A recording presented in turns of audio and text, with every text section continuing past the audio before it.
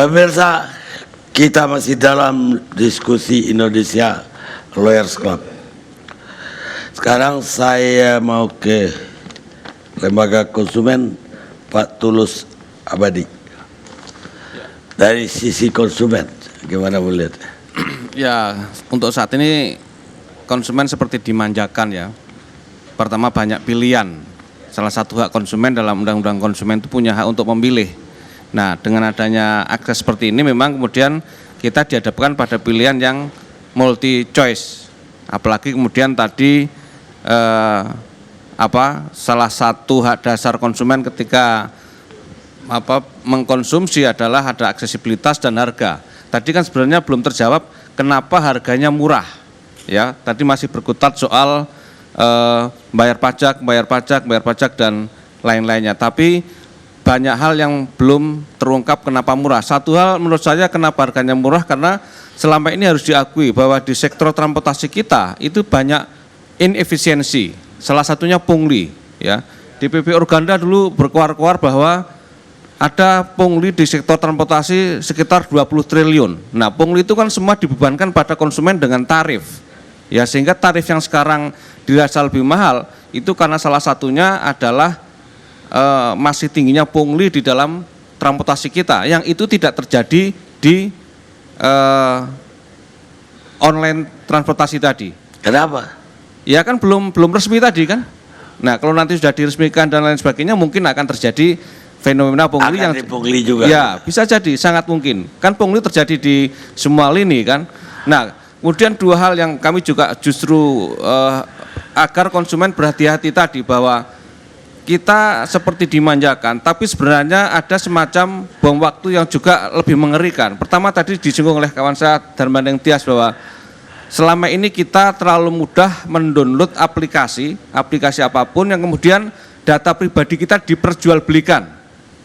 Kita tidak sadar bahwa ketika kita mendownload aplikasi, email kita disadap, handphone kita disadap, nomor kartu kredit juga diminta, bahkan mungkin alamat rumah diminta, yang itu kemudian menjadi objek promosi bagi si produsen.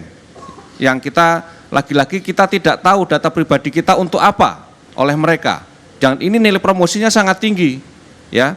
Dan kedua, juga ini terjadi di sektor misalnya penerbangan, di dalam tarif yang murah itu sebenarnya juga karena mereka menerapkan predatory price, ya. Jadi harga yang membunuh, yang kalau nanti semua sudah mati, mereka akan menerapkan di tarif yang mahal. Misalnya di penerbangan yang menerapkan tarif LCC, ya, mula-mula dia menerapkan tarif yang di bawah tarif batas bawah, sehingga rute yang ada akhirnya mati karena tidak mampu bersaing. Setelah rute yang mati itu pesawat yang mati, dia akan menerapkan tarif yang sesuai pasar, dan itu sudah terjadi. Nah, ini saya kira memang dalam konteks konsumen memang di satu sisi kita menjadi didapatkan banyak pilihan-pilihan yang kalau kita hanya berpikir secara instan ya memang seperti itu. Tapi saya kira memang ini keniscayaan sejarah bahwa akses teknologi informasi adalah untuk memudahkan konsumen dalam bertransaksi ataupun dalam menggunakan barang atau jasa. Tetapi sebagai konsumen yang punya tadi ideologi, memang ketika bertransaksi memang harus berhati-hati, ya, karena kemudian transaksi itu bisa berakibat dari apa yang kita sekali klik, tapi kemudian dampaknya bisa luas. Sekarang kan kita sering komplain kan bahwa nomor kita sering dijadikan objek promosi oleh produsen-produsen tertentu kan, yang kita tidak tahu dari mana mereka mendapatkan nomor kita. Ya, itu semua karena kita sering teledor di dalam memberikan data pribadi kita, terutama nomor handphone dan juga alamat email dan bahkan kartu kredit. Kita nggak tahu kalau kartu kreditnya diberikan nanti dibobol di luar negeri. Tiba-tiba ada transaksi puluhan juta yang kita tidak bisa mengendalikan, dan itu sudah sering terjadi. Ya, saya kira itu. Baik, terus apa usul Anda agar ini ya jangan?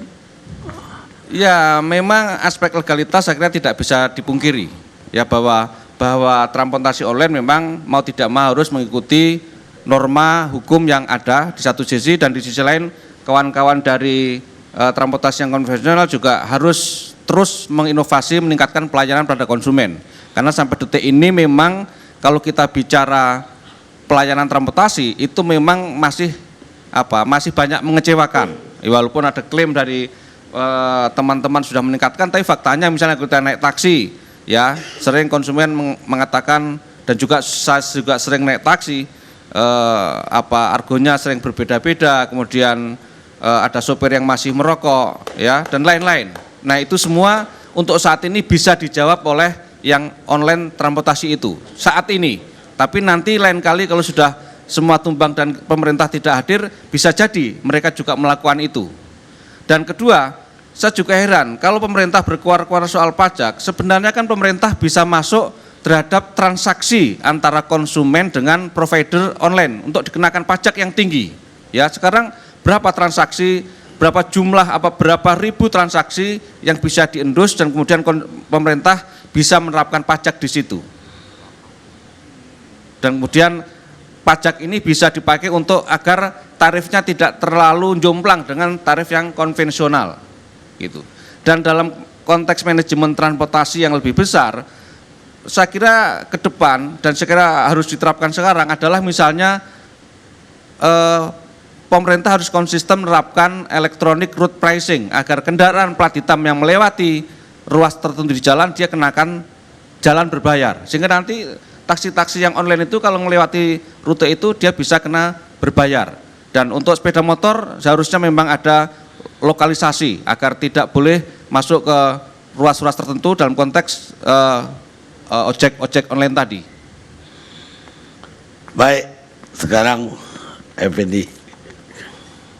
Selamat malam Datuk Karni Ilyas, selamat malam para pemirsa. Assalamualaikum warahmatullahi wabarakatuh. Topik kita malam ini demo anarkis, pemerintah galau.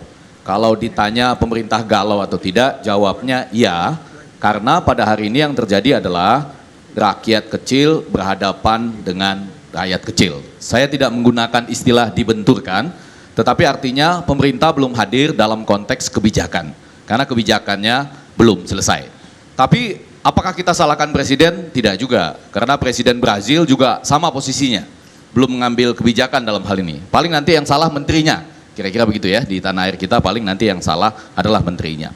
Nah kalau diambil pada posisi saya supaya agak jelas, saya itu pengguna Gojek, jadi jelas ya posisinya gitu ya, saya menggunakan Gojek itu kalau mau beli obat, kalau mau beli makanan, kecuali pijat yang saya belum coba tuh Bang Karni Ilyas ya, karena saya nggak tahu nanti fotonya yang datang itu apakah yang klimis atau yang ada jenggotnya gitu ya, jadi saya nggak tahu persis. Nah dalam hal tertentu, saya tadi banyak menerima masukan bahwa ternyata kritik terhadap teman-teman yang di taksi atau angkutan konvensional ini adalah katanya yang pertama, hari ini tidak dengan jelas melarang demo itu. Karena kata-katanya itu supaya tidak mengikuti demo, kata tidaknya huruf besar tapi dalam tanda petik gitu ya. Saya nggak tahu entah kenapa artinya apa tuh, tidak huruf besar tapi tanda petik. Artinya boleh ikut boleh tidak, kira-kira gitu. Ada katanya di sini yang dikasih juga 50.000 sampai 150.000, tapi itu nanti nggak usah dijawab. Ini biasa di media sosial banyak katakanlah ya tuduhan-tuduhan seperti itu. Kemudian betul juga kalau orang di dalam katanya tidak bisa bebas bicara seperti Pak Wiryo. Ya. Tetapi saya mau mengangkat satu persoalan lain dari sisi media atau komunikasi pada hari ini yang disebut sebagai self glorification dari media sosial atau media baru. Maksud saya begini, mereka yang menggunakan media sosial ini sedang merayakan kemenangan teknologi baru, bagaimana bisa menikmati segala sesuatu dengan mudah, sambil mestinya pada saat tertentu harus membayangkan juga, kadang-kadang kan disebutkan, ada anak Indonesia loh, yang bisa sampai menjual sahamnya ke pasar internasional, gitu ya, untuk produk-produk seperti ini dengan harga jutaan dolar. Walaupun tadi katanya ada datanya dijual, ada juga nanti ikut serta modal asing dan lain segala macam. Tapi self glorification ini kemudian membuat kita menyederhanakan beberapa hal. Contoh yang pertama, katanya begini, harusnya tukang pos protes juga dong ketika email masuk gitu ya. Enggak juga, tukang pos siapa yang bayar gitu kan. Kalau ini kan berbeda dong dengan kasus pengemudi taksi misalnya. Bahkan ada yang mengatakan harusnya Alexis protes juga, karena sekarang bisa juga tersedia secara online. Nggak benar juga dong, kan Alexis kata Pak Basuki Cahayapurnama nggak ada yang begitu-gituan gitu ya. Jadi ini berbeda dari, ini self glorification. Nah, saya ingin sekarang masuk secara lebih detail soal misalnya tadi kita berbicara banyak yang mengatakan tidak ada bedanya antara angkutan umum konvensional dengan angkutan umum online. Bahkan tadi salah seorang ibu mengatakan bedanya itu hanya soal istri tua dan istri muda. Saya sudah disuruh pulang sama istri saya, Bung Karni ini ya, karena nggak bisa itu menganggap bahwa angkutan online itu sama dengan istri muda, kira-kira begitu ya. Nggak bisa dong, ini bukan soal istri muda dan istri tua. Ya kan, dari ini istri saya bilang jangan ikut-ikut soal istri muda katanya ya, pulang aja dulu katanya. Tapi yang ingin saya katakan begini, kalau melihat secara metodologis pasti ada beda antara angkutan konvensional dengan angkutan yang online ini. Apa bedanya? Kelahirannya secara metodologis beda. Teman-teman yang konvensional ini dirikan perusahaan dulu, ikut peraturan dulu, walaupun kata Yayasan Lembaga Konsumen Indonesia jadi mahal. Karena mungkin revolusi mental belum berhasil di situ. Kalau berhasil, trayek dan segala macam pungli itu harusnya habis, tidak terlalu mahal. Tetapi bedanya di situ, mereka dirikan perusahaan dulu, baru aplikasi online-nya menyusul, begitu ya. Karena toh keniscayaan mengikuti teknologi. Sementara yang satu lagi, boleh disebut, mohon maaf saya pakai istilah sungsang. Aplikasi online-nya dulu, baru kemudian pelan-pelan diharapkan mengikuti peraturan. Walaupun katanya dalam konteks peraturan itu nggak mahal, KIR itu cuma 65 sampai 80 ribu setiap 6 bulan. Pajak pun kalau mereka pakai pajak kendaraan bermotor, bukan pajak angkutan umum, bisa lebih mahal ya mereka bayarnya misalnya. Tapi poin yang agak penting adalah di situ bahwa dengan sungsang ini, maka beberapa hal bisa kita persoalkan. Seperti tadi, saya tidak setuju kalau aplikasi itu tidak diapa-apakan. Artinya biar aja aplikasi itu ada, atau besok bisa diganti dan lain-lain. Anekdotnya kurang lebih begini Bung Karni. Ada seseorang ditangkap misalnya karena memegang tali. Lalu polisi tanya, Anda tahu nggak kenapa Anda ditangkap? Enggak Pak, saya cuma megang tali. Enggak, Anda ditangkap karena mencuri sapi. Enggak Pak, saya cuma megang tali. Tapi di ujungnya ada sapi. Ya kira begitu ya. Ini logikanya, aplikasi ini bukan untuk aplikasi itu sendiri, bukan main-main aplikasi saja, tapi begitu Anda masuk ke aplikasi ini, maka Anda akan terikat dengan apa yang dinamakan bagaimana membawa kendaraan umum misalnya, yang terikat pada peraturan dan perundangan.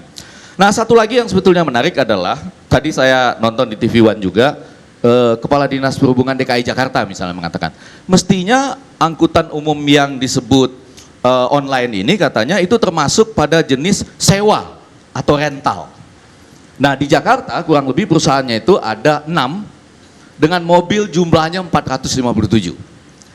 Bung Karni, saya yakin atau khawatir masalahnya ini akan sangat panjang, terutama karena pada saat yang sama kita dengar ada pengakuan dari salah satu ya, saya baca di kompas.com bahwa salah satu perusahaan yang online ini misalnya untuk taksi saja sudah mengaku menguasai pangsa pasar 50% dari pasar yang ada. Jadi kalau pasar yang ada tuh 27.400, kalau dia mengaku sudah menguasai 50%, berarti sudah 13.700. Itu baru salah satunya. Belum lagi kalau kita Uber yang lain-lainnya, kita Uber gitu, dijumlahkan jumlahnya menjadi sangat besar. Maksud saya, apakah pemerintah juga tidak seperti mengalami gagap-gagap dalam konteks mengatur yang selama ini diatur cuma 6 perusahaan dengan 457 kendaraan sewa atau rental, sekarang tiba-tiba harus mengatur penambahannya yang bisa jadi jumlahnya sekarang hampir sama dengan 27.400. Jadi bagaimana pemerintah mau mengaturnya dalam waktu dekat? Yang kedua, banyak istilah-istilah yang seperti nggak masuk akal.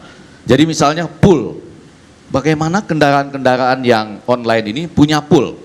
Apakah mereka kumpul-kumpul, jadi 100 orang kumpul bersama, lalu menyewa satu tanah, poolnya di situ misalnya? Atau bahkan juga nggak perlu pool karena memang garansi masing-masing. Iya sudah. Nah, tetapi ke depannya sekarang apa yang bisa kita lakukan ke depannya? Itu kan tujuan acara ini. Menurut saya sementara ini yang belum berhasil itu adalah Menteri Komunikasi dan Informatika kita belum berhasil berkomunikasi dengan Menteri Perhubungan. Itu ya. Sementara ini kan terlihat belum berhasil. Sementara Menteri Perhubungan belum berhasil menjelaskan kepada pihak lain hubungan antara aplikasi dengan peraturan-peraturan yang ada. Jadi ini soal komunikasi dan perhubungan. Karena itu dalam beberapa hari ini supaya jangan terjadi 15 hari kemudian akan ada demo lagi. Bapak-bapak dan ibu-ibu yang demo tadi, dalam textbook ilmu komunikasi, bapak-bapak dan ibu demo tidak anarkis saja sudah dianggap secara umum kurang rasional, menyusahkan publik dan lain segala macam. Apalagi ditambah dengan tadi kan begitu, walaupun sebetulnya Bung Karni masyarakat kita terbelah. Tadi ada saya nonton itu ya, kendaraan yang maju mundur menabrak orang lain, kok ada komentar di situ, duar, wah, lihat tuh ditabrak, duar, kena gitu ya. Jadi pada satu sisi melarang terjadinya anarki, tapi di sisi lain seru melihat anarki itu terjadi.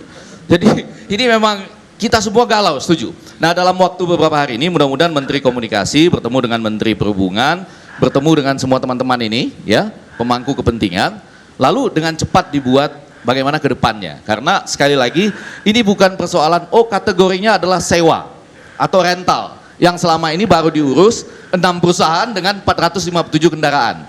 Apalagi kalau ditambah Gojek atau apa tuh yang ojek online misalnya.